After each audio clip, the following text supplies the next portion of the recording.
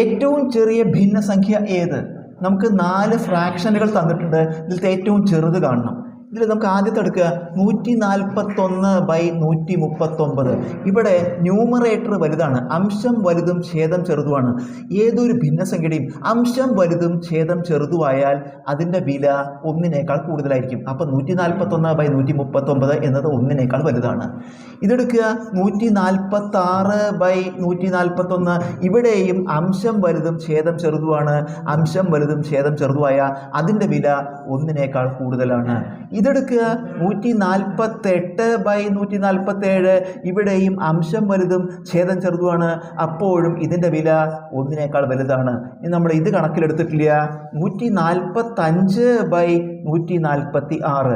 ഇവിടെ എന്താ വ്യത്യാസം? അംശം ചെറുതും ഛേദം വലുതുമാണ്.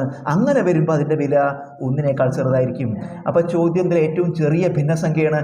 ഇതൊക്കെ 1 വലുതാണ്. അപ്പോൾ ഏറ്റവും ചെറിയ ഭിന്നസംഖ്യ 145/146.